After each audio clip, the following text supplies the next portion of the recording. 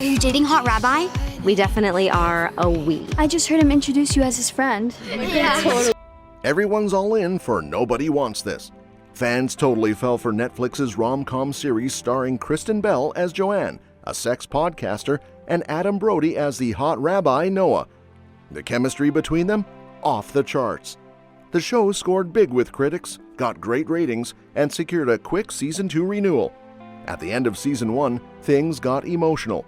Joanne breaks up with Noah because she doesn't want him to give up the chance to be the head rabbi at a synagogue, especially since she's not ready to convert to Judaism, which his leaders say is necessary for them to get married. "Don't chase after me, okay?" she tells him. Naturally, after a brief wallow, Noah does chase after her. He realizes she was right and that he has to make a choice, so he kisses her in what fans are calling one of the most romantic TV moments ever. With Season 2 on the way in 2025, it's clear that Noah and Joanne's kiss wasn't the end of their love story.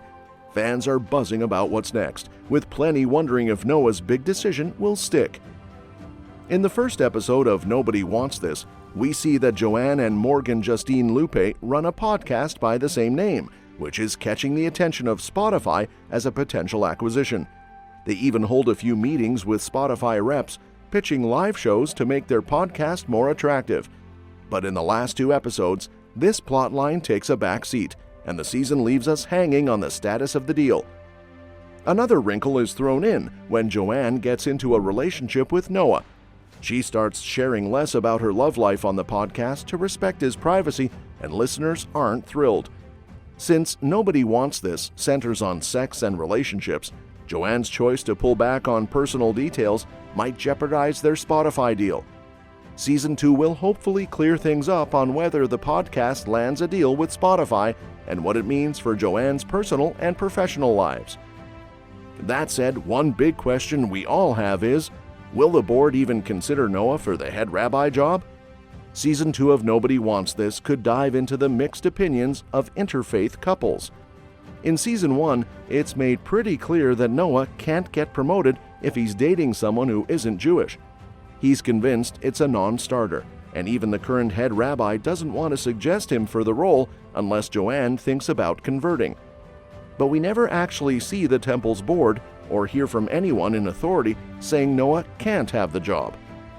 If Season 2 happens, it would be great for Nobody Wants This to introduce the board members and show where they stand. Policies on this have relaxed over the past decade, with some temples now open to rabbis in interfaith relationships. It would add a lot of depth if someone on the board was open to the idea of a head rabbi in an interfaith marriage. Plus, the show's consultant, Steve Leder, a former senior rabbi of LA's Wilshire Boulevard Temple, a Reform Judaism temple, could bring insights into how this plays out in real life. One of the most awkward subplots in Nobody Wants This is the growing friendship between Sasha and Morgan. Both are seen as the loser siblings, which naturally draws them together. On the surface, the friendship is fine, but the issue is that Sasha is keeping it secret from Esther and lying about it, which makes his motives feel suspicious. Morgan also confesses to Joanne early on that she had a sex dream about Sasha, adding that she tends to make bad romantic choices, like when she's thrift shopping. By the season finale, she even tells Sasha their friendship isn't exactly normal. All these hints make it seem like the show could be setting up an affair plotline, which would create chaos for nearly every relationship in the series. While we're hoping they don't go down that road, Nobody Wants This Season 2 definitely needs to address this subplot somehow. Also, there's Miriam.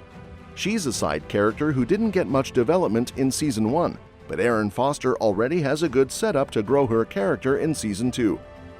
In Episode 4, Miriam has a mini-crisis when her friend texts her crush, Caleb, saying, "Miriam likes you."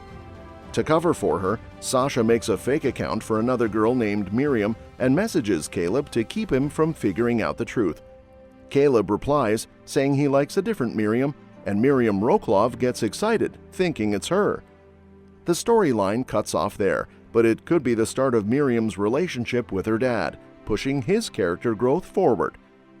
Season 2 could expand on Miriam's story and show more of her life outside the family, especially since she feels like a foil for Joanne.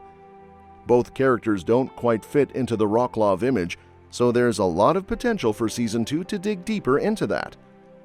One of the biggest missteps in Nobody Wants This Season 1 is that they never clarify what type of Judaism Noah and Temple Chai practice.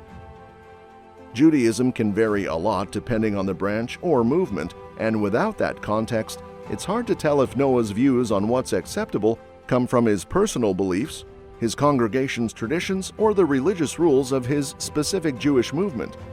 His parents seem to hold stricter views, which might suggest it's more of a family thing, or his congregation could be more traditional.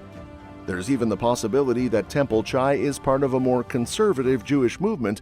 In Season 2, it's important that they answer this question, especially since different branches of Judaism have different rules about interfaith marriage, both for the congregation and the rabbis.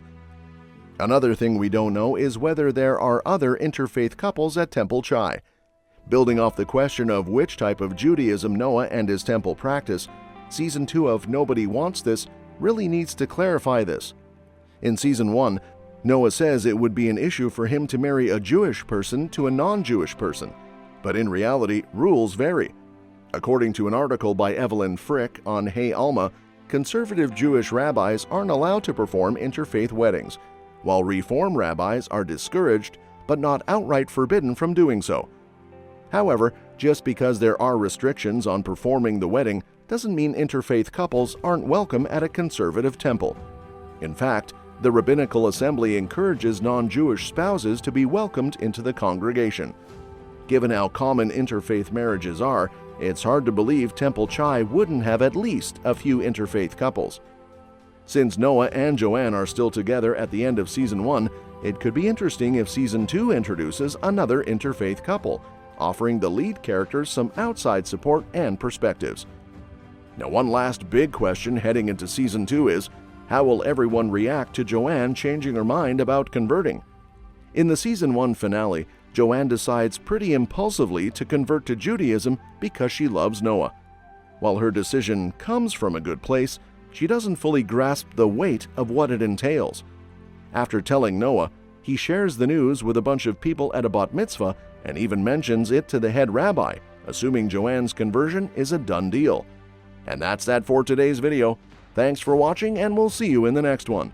Your suggestions for future videos are always welcome in the comments below. Don't forget to like, share, and subscribe to stay in the loop.